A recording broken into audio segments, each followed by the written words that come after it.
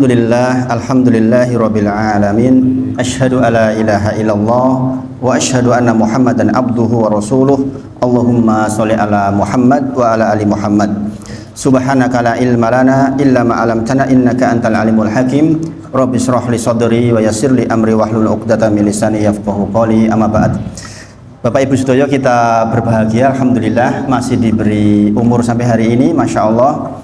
Semoga nikmat umur ini bisa kita manfaatkan untuk menambah ketakwaan kita kepada Allah, semakin taat kepada Allah Subhanahu wa ta'ala.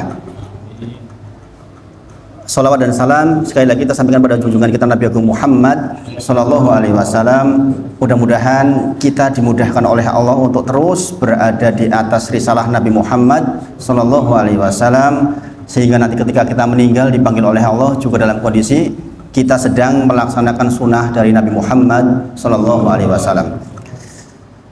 Bapak Ibu sedaya, hari Rabu yang lalu saya ngisi pengajian di salah satu masjid di wilayah Bantul. Kebetulan salah seorang jamaah aktifnya itu sekitar 3 tahunan, 2 kali itu nggak berangkat. 2 kali nggak berangkat ngaji. Nah, terakhir kemarin berangkat kepanggil saya, Ustadz mohon maaf saya 2 kali nggak berangkat. Ini umurnya sudah 89 tahun tapi masih sehat sekali, Masya Allah.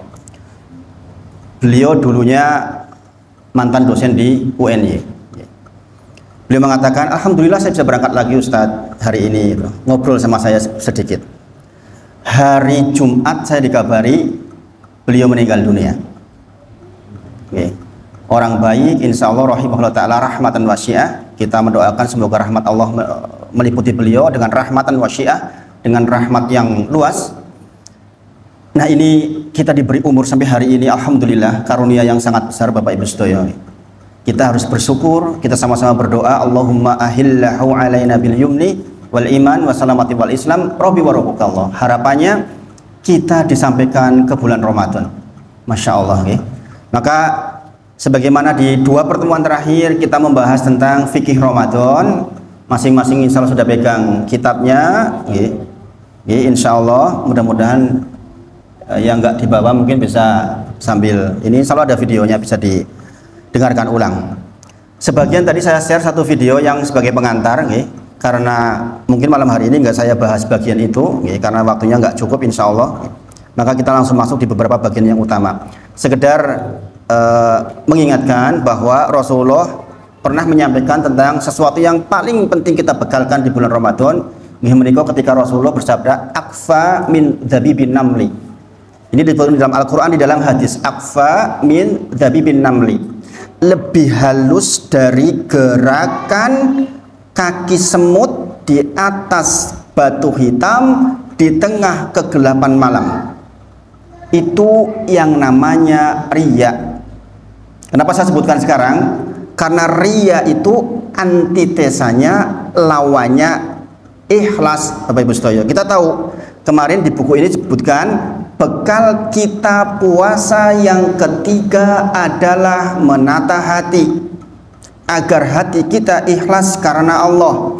Mengapa? Karena di dalam surah Al-Kahfi ayat 110 disebutkan, faman kana yarju liqa'a rabbih, barang siapa yang benar-benar ingin masuk surganya Allah, falyamal amalan sholiha, maka dia harus beramal soleh, wala yusyrik bi ibadati rabbih ahada, dan dia tidak boleh mati membawa dosa syirik. Kemudian disebutkan, dikatakan sebuah amalan menjadi amal soleh ketika diliputi dengan ikhlas. Tidaklah dikatakan amal soleh, sholat kita, sedekah kita, puasa kita, kecuali di dalam amal soleh itu hati kita ikhlas karena Allah. Maka para ulama menyebut, karena kita mempelajari ikhlas, harus mempelajari lawannya ikhlas, yaitu riya. Rasulullah menyebutkan, riya itu akfa min dzabibin namli. Riya itu samarnya, saking samarnya itu seperti gerakan semut di batu hitam di tengah malam, kegelapan malam. Kira-kira di ruangan ini ada nggak yang bisa mendengar suara semut itu? Ada nggak? Nggak bisa. Panjenengan suruh mendengarkan gerakan kaki di semut hitam atau melihat gerakan semut di tengah malam di atas batu hitam, mampu tidak? Tidak mampu. Rasulullah menyebutkan sungguh riya itu meliputi diri kita lebih samar dari itu. Masya Allah Bapak Ibu sekalian. Maka kalau nggak hati-hati, kita bisa termasuk orang yang disebut oleh Rasulullah ruba so'imin laisa lahu min siyamihi illa ju'u wal atos. Banyak orang puasa nggak dapat apa-apa dari puasanya illa ju'u wal atos, kecuali hanya lapar dan dahaga saja. Mengapa? Karena hatinya tidak ikhlas karena Allah. Saya ulang, qaulnya Imam Syafi'i, halakan nasu kulluhum ila ulama. Kata Imam Syafi'i, seluruh manusia binasa kecuali orang yang berilmu. Berilmu, kata Imam Syafi'i. Wa halakal ulama kulluhum ila amilina. Dan semua orang yang berilmu binasa di dunia kecuali orang yang mengamalkan ilmunya. Wa halakal amiluna kulluhum, dan semua orang yang berilmu dan mengamalkan ilmunya binasa illa mukhlisin, kecuali orang-orang yang di hatinya di setiap ibadahnya meliputi dengan ikhlas. Dan kita sudah belajar tentang ikhlas yang muhasabahnya 5 hal. Kalau lupa, lihat videonya lagi. Maka malam hari ini saya menyinggung sedikit tentang lawan dari ikhlas, yaitu riya. Rasulullah menyebutkan di dalam sebuah hadis, kharaja alaina Rasulullah sallallahu alaihi wasallam, datang kepada kami Nabi Muhammad sallallahu alaihi wasallam. Kemudian nadzakaru, sementara kami sedang membicarakan Masih Dajjal, sedang membicarakan tentang fitnahnya Dajjal. Jadi para sahabat sedang berkumpul kemudian membicarakan tentang fitnah Dajjal. Kita tahu Bapak Ibu sedoyo, fitnah Dajjal itu dahsyatnya luar biasa. Tidaklah seorang nabi diutus ke muka bumi ini kecuali pasti mengingatkan akan fitnah Dajjal. Saking bahayanya fitnah Dajjal. Kemudian Rasulullah mengatakan, faqala, Rasulullah mengabarkan, ala ukhbirukum, maukah ku kabarkan kepada kalian bima huwa akhfafu alaikum indi minal masihid Dajjal. Adakah kau ingin kuberitahukan tentang sesuatu yang lebih aku takuti, yang lebih aku khawatirkan di sisiku menimpa kalian semua dibandingkan fitnah Dajjal? Maka kemudian para sahabat menjawab, qala kulna bala, tentu saja ya Rasulullah. Apa itu ya Rasulullah? Rasulullah menjawab, asyirkul khafi, yaitu syirik kecil. Apa syirik kecil? Ar-riya. Syirik kecil adalah riya. Kemudian dikatakan Rasulullah memberikan satu contoh. Nanti contoh ini ditarik ke seluruh ibadah kita Bapak Ibu sedaya. Nggih menika Rasulullah menyebut ayyakuma rajulu yusolli, seseorang di antara kalian berdiri untuk sholat. Ingat ini yang dicontohkan apa? Ibadah teragung kita, sholat. Kata Rasulullah, salah satu di antara panjenengan berdiri untuk sholat, kemudian fayuzayyinu sholatahu, kemudian engkau baguskan sholatnya, kemudian diperindah sholatnya, lima yaro min nadhuri rojuli, karena engkau tahu ada orang yang melihatmu sholat. Subhanallah Bapak Ibu sekalian, ini contoh riya. Engkau berdiri sholat, kemudian kau panjangkan, kau baguskan sholatnya, diindahkan sholatnya, karena engkau tahu engkau sedang dilihat oleh orang lain. Itu riya Bapak Ibu sekalian. Bayangkan sebegitu samarnya riya meliputi diri kita. Dan asalnya manusia itu memang pengen riya, asalnya begitu Bapak Ibu sekalian. Maka Rasulullah lebih takut para sahabat kena riya bahkan dibandingkan dengan fitnah Dajjal sekalipun. Padahal ini adalah syarat sebuah amal dikatakan menjadi amal soleh, yaitu ikhlas. Lawan ikhlas adalah riya. Maka Bapak Ibu sekalian, video yang saya share tadi itu ceramah di salah satu tempat, bukan. Karena apa? Di situ membicarakan tentang riya.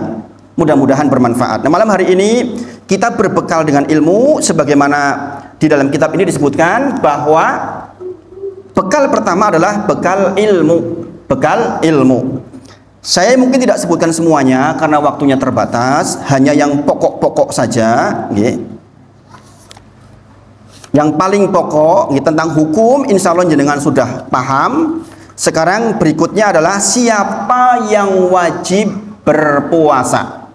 Siapa toh di antara umat Islam ini yang wajib berpuasa? Yang pertama, Di halaman 13 nggih menika dia harus muslim. Baik muslim yang memang muslim, asalnya muslim dari orang tuanya, maupun muslim yang mu'alaf. Begitu orang hari itu masuk Islam, kok besoknya puasa, ikut puasa, sudah wajib bagi dia. Bapak Ibu sedoyo, pertanyaannya sekarang, orang non muslim wajib puasa tidak? Jawabannya tidak. Orang non muslim tidak wajib puasa, tetapi Allah Subhanahu wa taala mengabarkan bahkan orang non muslim pun disiksa karena nggak puasa. Subhanallah. Makanya menjadi orang muslim itu beruntung luar biasa. Allah berfirman di dalam surah Al-Mudzatsir ayat ke-42 sampai 47 di halaman 33 di kitabnya, gimana kok?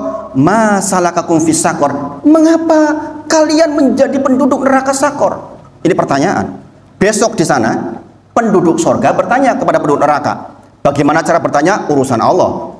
Dikatakan masalakakum fis sakor. Mengapa kalian hari ini menjadi penduduk neraka sakor? Nah kemudian orang itu menjawab, qalu lam naku minal musholin. Sungguh dulu aku di dunia orang yang tidak sholat. Satu, penduduk neraka sakor adalah orang-orang yang tidak sholat.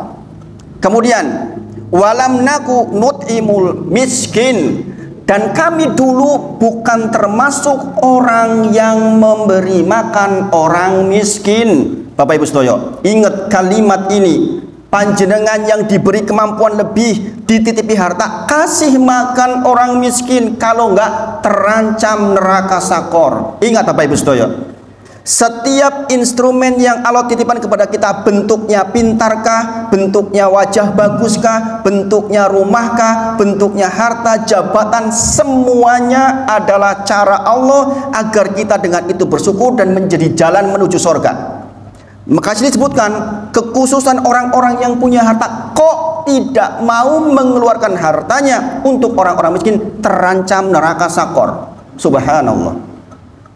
Kemudian wakuna nahudu ma'al khaidin. Kami dulu adalah orang-orang yang hobinya membicarakan yang batil dengan orang-orang yang membicarakannya. Maka Rasulullah bersabda, min husni islamin mar'i tarkuhu malayakni. Di antara indah elok Islam seseorang adalah nggak ikut-ikutan membicarakan yang bukan urusannya. Ini penting Bapak Ibu sedoyo, apalagi di bulan puasa besok. Kalau habis waktu kita untuk membicarakan hal-hal yang nggak penting, sungguh kita terancam neraka sakor. Dan ini hadir di dalam banyak ayat. Qad aflahal mu'minun. Sungguh beruntung orang mukmin itu. Alladzina hum fi sholatihim khoshi'un, yaitu orang-orang yang sholatnya khusyuk. Walladzina hum 'anil lagwi mu'ridun, yaitu orang-orang yang tidak menggunakan waktunya dengan yang lagwu. Lagwu itu sia-sia, dolanan ra penting. Itu terancam neraka sakor Bapak Ibu sedoyo. Maka kita berhati-hati. Kemudian wakuna nukadzibu biyaumiddin. Kami adalah dulu orang-orang yang termasuk mendustakan hari kebangkitan. Pranowo hari kiamat. Besok nggak ada kebangkitan kok. Mati ya wis rampung. Kemudian dikatakan hatta atainal yakin, sampai kemudian datang kematian kepada dia, baru dia tahu, oh ternyata betul yang disampaikan dulu ya. Baru sadar mereka. Orang-orang yang berdusta, gak kasih makan orang miskin, kemudian dia tidak sholat, baru tahu setelah atainal yakin, ketika mati dead, baru dia sadar, subhanallah, benar semua yang dulu. Dia tinggal menikmati kerugian yang teramat dahsyat. Dan ini berlaku untuk orang muslim dan non muslim.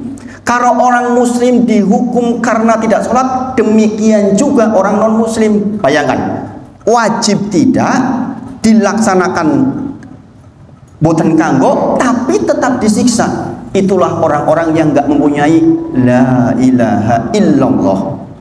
Masya Allah Bapak Ibu setuju. Ini pentingnya luar biasa. Jadi yang pertama, yang wajib melaksanakan puasa adalah orang muslim. Yang kedua adalah orang yang berakal. Jadi nek ono wong edan tidak wajib puasa. Rasulullah bersabda di halaman ke-14 dengan buka kitabnya, An Ali alaihissalam anin Nabi sallallahu alaihi wasallam rufi al-qalamu an salasatin, diangkat catatan pena dari 3 golongan.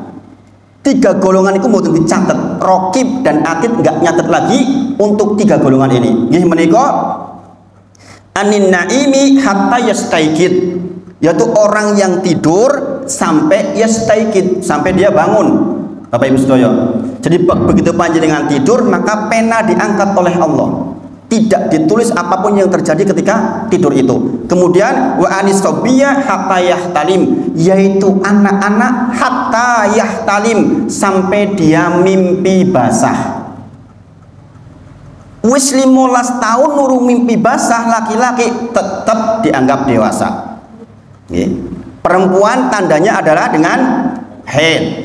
Kalau 15 tahun belum haid tetap dianggap dewasa. Kemudian wa anil majnun hatta yakil, dari orang gila sampai yakil, sampai berakal. Orang gila seperti apa yang nggak wajib? Adalah orang gila yang keseluruhan harinya gila.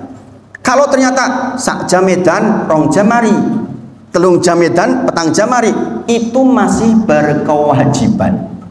Jadi kalau yang dikatakan edan itu edan seharian penuh.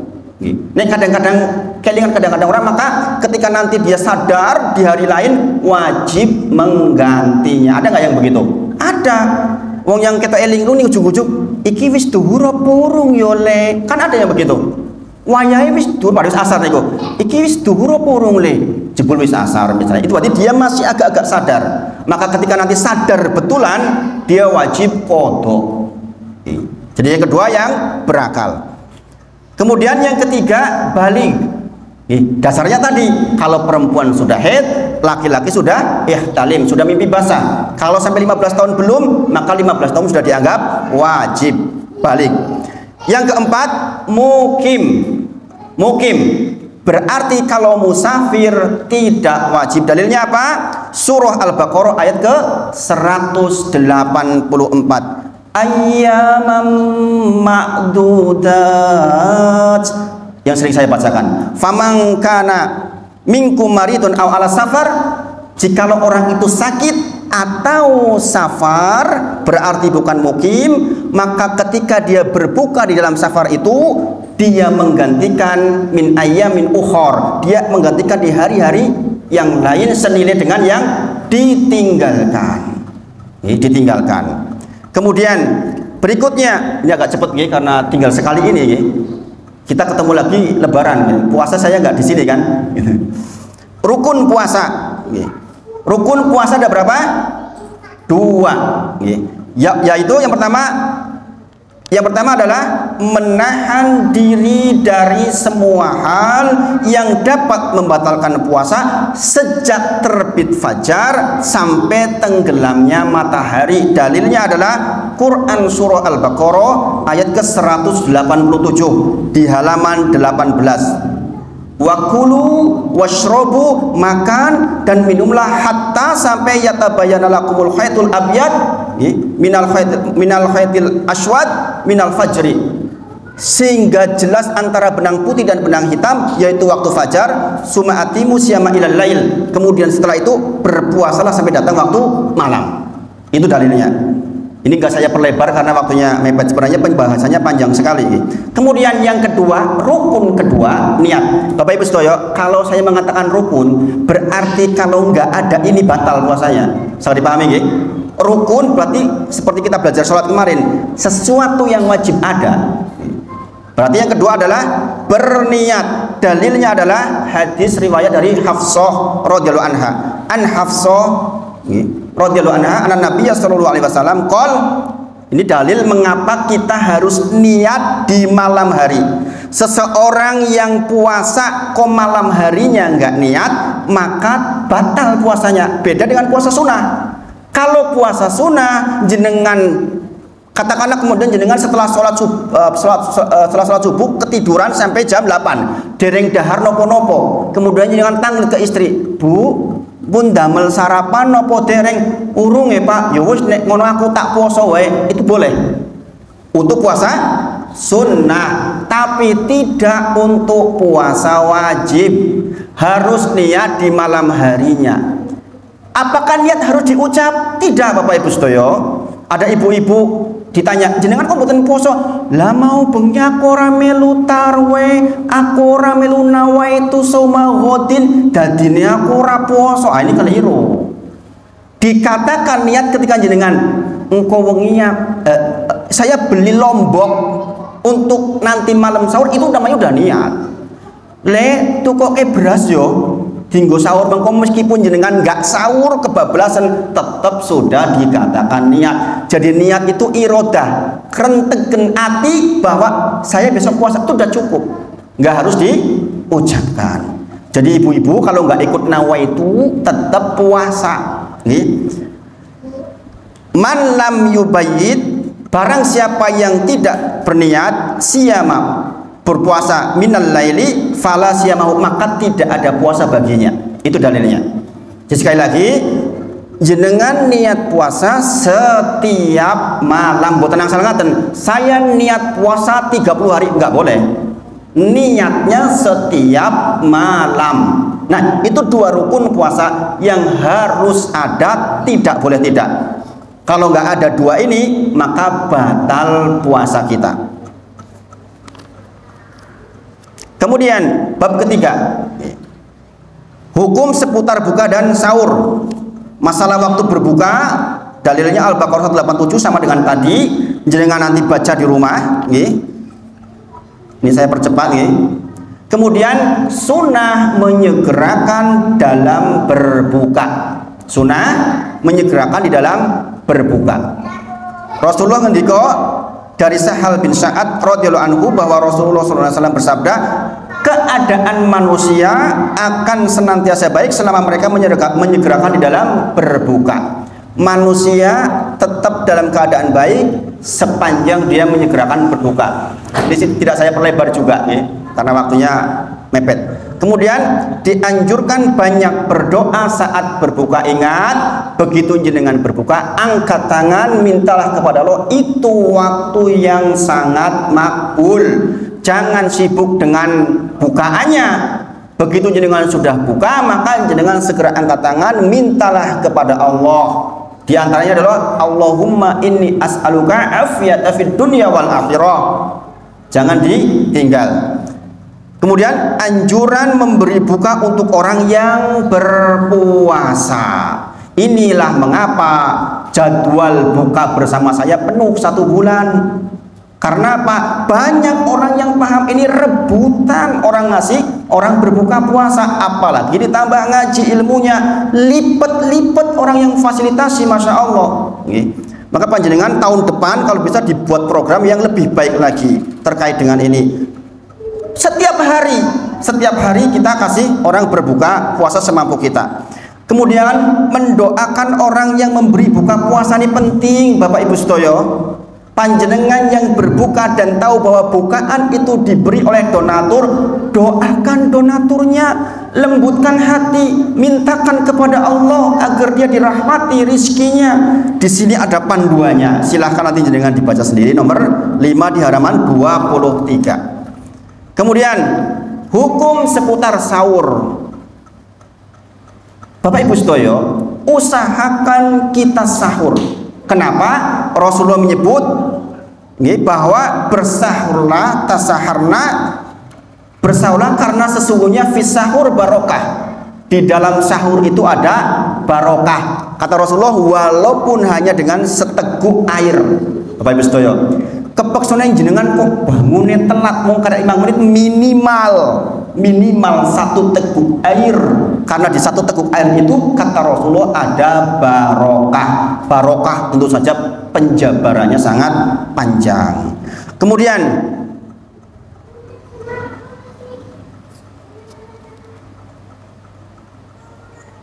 intinya sahurnya, makanan di waktu sahur itu barokah.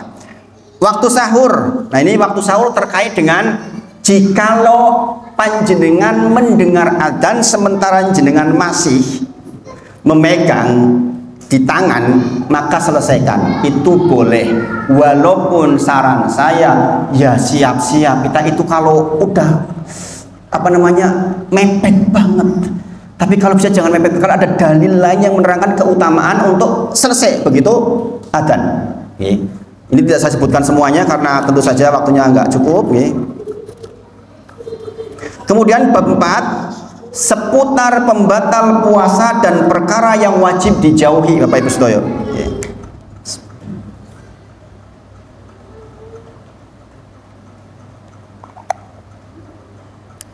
Dibagi menjadi dua bagian, yaitu yang masuk dan yang keluar. Pembatal puasa ada dua secara umum, yang masuk dan yang keluar. Yang keluar adalah darah haid, yang keluar adalah sperma laki-laki kalau dia jima. Adapun yang masuk, makan dan minum. Yang pertama, makan dan minum dengan sengaja itu otomatis jenengan batal puasanya. Aku poso ning aku mangan karo ngombe entuk ora, ya ora entuk. Jenenge puasa iki menahan dari itu. Kemudian ini jangan baca sendiri nggih. Saya hanya bacakan secara umum dulu. Kemudian berjima. Berjima ini lipat-lipat malahan. Sudah batal, harus qada, harus kafarah.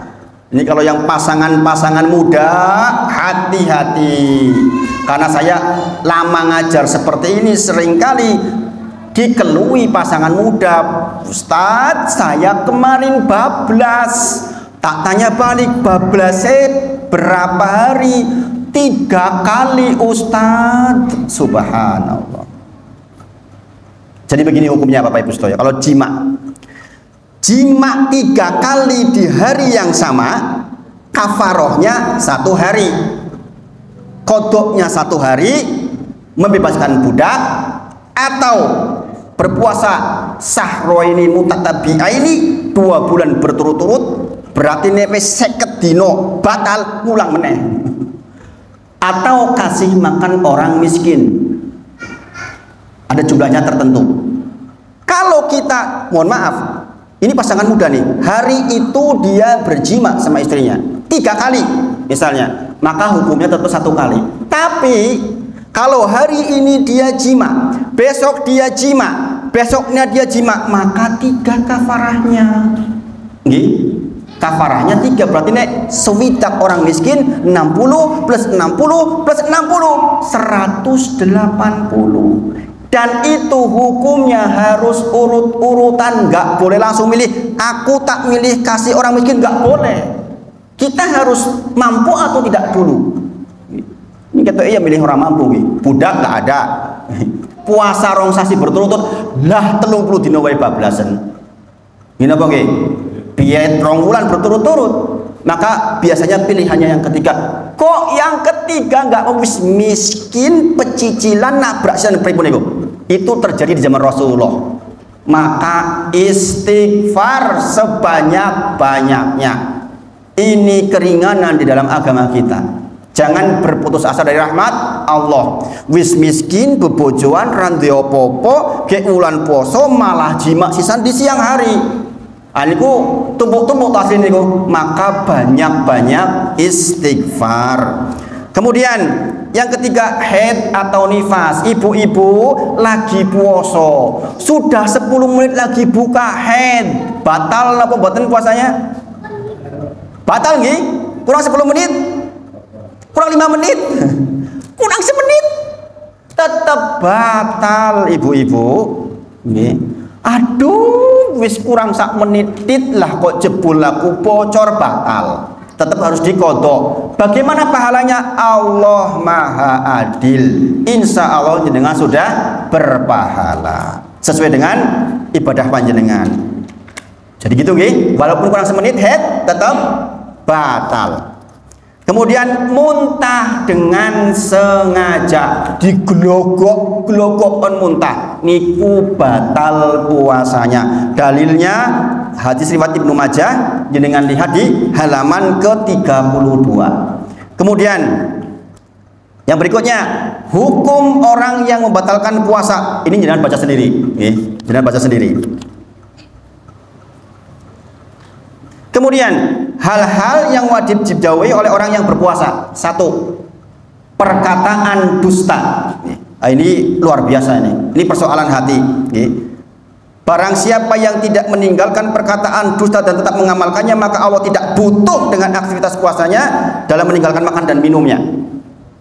Jadi kalau panjenengan bulan puasa masih berani berkata dusta, Gusti Allah ora butuh kali puasa panjenengan. Kata Rasulullah dalam hadis riwayat Bukhari. Jadi ingat-ingat, kalau mau mengucapkan sesuatu yang kira-kira dusta, pikir betul. Karena Pak, kita nggak dapat apa-apa dari puasa kita. Subhanallah. Kemudian berbuat, termasuk diantaranya adalah perbuatan keji, sia-sia, berkelahi dan cekcok. Itu juga termasuk yang dilarang, dijauhi. Hadis riwayat Bukhari nomor 679. Nanti jangan baca di halaman ke-35. Kemudian perkara yang boleh dilakukan bagi orang yang berpuasa. Satu, bersiwak alias sikat gigi niku angsal. Jangan jadi alasan kan ambune wong poso ki kaya misik lebih enak di sisi Gusti Allah. Kemudian makin mambu makin enak. Bukan begitu Bapak Ibu sedaya. Hadis terkait dengan baunya orang puasa itu hadis yang harus dimaknai dengan majas. Majas itu bukan arti yang sebenarnya.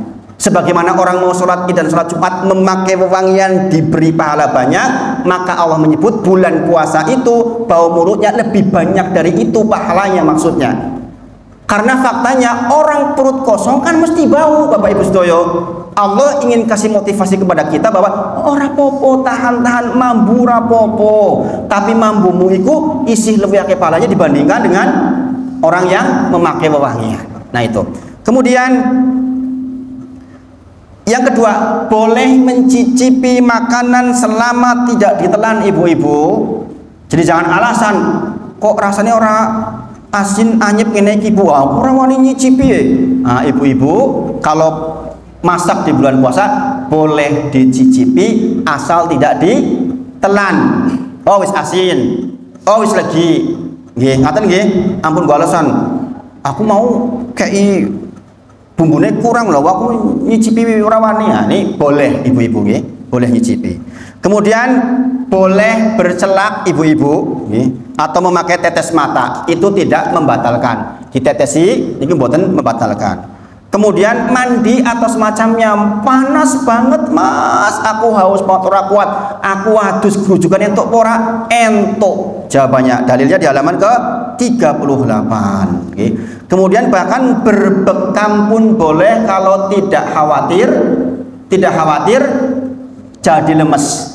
Kalau jenengan dengan bekam, aku nek bekam ibar bekam terus lemes banget, maka jangan berbekam. Kemudian donor darah termasuk dengan kias dari bekam. Jadi kalau yang punya kebiasaan donor darah, nek boten donor darah niku sok gatel-gatel, boten penak, gini apa nggih? Jenengan yang biasa donor darah mesti tahu itu. Maka kalau bulan puasa jenengan merasa nggak apa-apa donor darah, maka boleh. Kemudian pagi hari dalam keadaan junub. Misalnya, mohon maaf, seorang suami berhubungan sama istrinya datang waktu subuh, waktunya dipakai untuk sahur, kok urung sempet adus, masuk waktu subuh, apakah tetap puasa? Jawabannya tetap puasa. Demikian yang dicontohkan oleh Rasulullah Muhammad SAW. Jangan untuk alasan jadi kan bukan puasa. Lah aku mau kira adus terus lewat subuh, maka saya enggak puasa. Maka Rasulullah contohkan di dalam hadis riwayat Abu Dawud bahwa seperti ini dibolehkan. Kemudian kurang berapa menit Pak? Jam berapa tuh isanya? 8 menit. Ini kajian paling ngebut. Kemudian yang berikutnya, orang yang mendapat keringanan untuk tidak berpuasa. Orang yang mendapat keringanan untuk tidak berpuasa. Yang pertama, musafir. Tentu saja ada syarat-syaratnya. Musafir seperti apa yang dibolehkan untuk tidak berpuasa? Seperti urufnya, bolehnya melaksanakan qashar sekitar perjalanan 89 km. Sekitar perjalanan 89 km. Atau kalau uruf itu ngaten, beda kabupaten. Misalnya sakit nih, kalau urufnya orang sini beda kabupaten dianggap sebagai perjalanan musafir, maka itu yang dipakai. intinya ke urf, tapi diambil oleh para ulama kalau mau diukur jarak 89 km.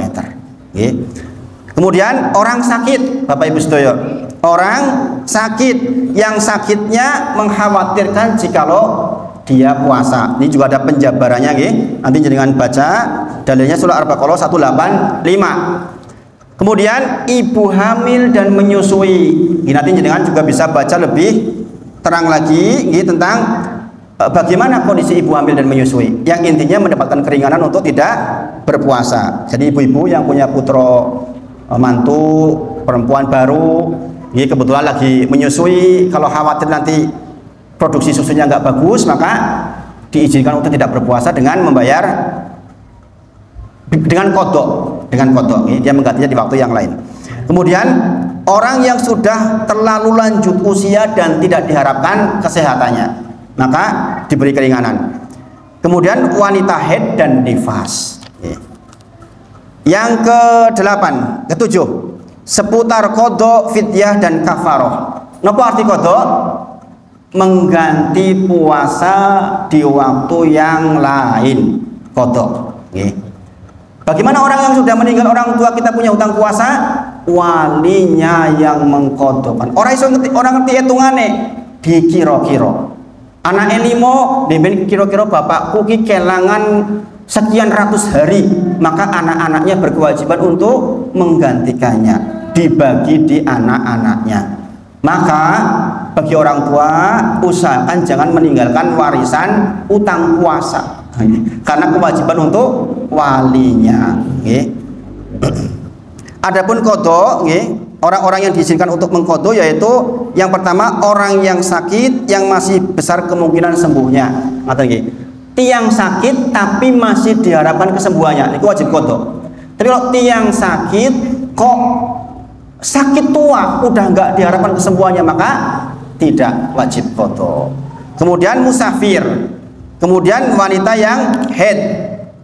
Nah, sekarang waktu mengkodok puasa bebas dan tidak harus urut-urutan sampai sebelum datang Ramadan berikutnya. Aturan dasarnya seperti itu.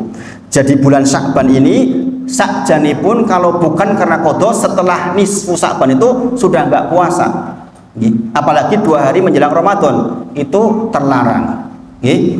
Tetapi kalau misalnya orang itu saya belum kodok, belum selesai Pak, setelah tanggal 15 Sya'ban maka diselesaikan. Jadi ibu-ibu kalau masih punya hutang maka diselesaikan. Kemudian cara mengkodok puasa sekali lagi tidak harus urut-urutan, boleh diselang-seling. Kemudian mengkodok puasa dulu atau puasa sunnah 6 hari di Syawal. Yang betul adalah mengkodok dulu. Karena apa? Di sini bahasa hadisnya itu summa. Summa itu berarti kemudian. Seseorang yang mendapatkan keutamaan seperti puasa 1 tahun penuh adalah orang-orang yang menyelesaikan puasanya summa. Kemudian bahasa summa itu menunjukkan bahwa yang ini selesai dulu. Diselesaikan. Tapi kalau misalnya gini, Mas, aku kurang 7 dino Sawal, goro-goro sawalan muter-muter terus, disandingi panganan terus, rasa sempet-sempet, maka para ulama menyebutkan boleh dalam kondisi seperti itu. Berarti Sawal dulu baru menyelesaikan kodoknya setelah Sawal. Tetapi hukum asalnya menyempurnakan puasanya dulu. Nah, ini yang disampaikan pada malam hari ini. Kemudian masalah fidyah dan lain-lain, jangan ini baca sendiri, baca sendiri kitabnya, nanti jadi udah punya kopiannya, insya Allah bisa dipakai untuk panduan selama bulan Ramadan. Kemudian masalah tarweh, seputar tarweh tidak perlu diributkan antara yang 11, yang 21, yang 23, yang 36, yang 39, yang 100, nggak perlu diributkan, karena masing-masing dalilnya baik, masing-masing kuat. 11 kuat, 21 Umar kuat, kemudian 30 Imam Malik kuat, ratusan Imam Ahmad bin Hambal kuat semuanya. Nah, yang menjadi closing dari saya adalah kalau jenengan biasa sholat kata kok jenengan temuriki 11, adalah jenengan jangan tinggalkan imam sampai selesai. Rasulullah bersabda, man shola ma'al imami, barang siapa yang sholat bareng imam hatta sampai yansorif, selesai, berarti tekan witir, kutibalahu, ditulis buat dia sholat lailakulah, sholat semalam suntuk. Koyo jenengan sholat terus tekan subuh. Maka kalau jenengan, aduh saya mau nambah, maka jenengan ikut witir tetap, nanti malam nambah tanpa witir lagi. Kenapa tanpa witir lagi? Rasulullah ngendika, la witroni fil lailah, tidak ada dua witir dalam satu malam. Witir artinya ganjil, nek ping pindho ras itu ganjil dadi genep. Terus piye Pak Ustadz kalau hadis tentang witir itu penutup, witir itu bagusnya akhirnya? Iya, maka ada jamak namanya. Ada beberapa dalil, 4, 5, 6 dalil, hadisnya mirip, hadisnya agak sedikit berbeda, maka dijamak, menjamaknya seperti itu. Maka kalau jenengan yang biasa di sini 11 kok ke Mekah di bulan Ramadan ikut 21, jangan ikut 11 kemudian berhenti witir, jangan ikut dengan imam. Kenapa? Imam rotib ditunjuk untuk diikuti. Nah ini saya kira itu, meskipun cepat mudah-mudahan bermanfaat. Kita akhiri dengan kafaratul majlis, sarang-sarang subhanakallahumma wa bihamdika asyhadu alla ilaha illa anta astaghfiruka wa atubu ilaik wa akhiru da'wana alhamdulillahirabbil alamin. Assalamualaikum warahmatullahi wabarakatuh.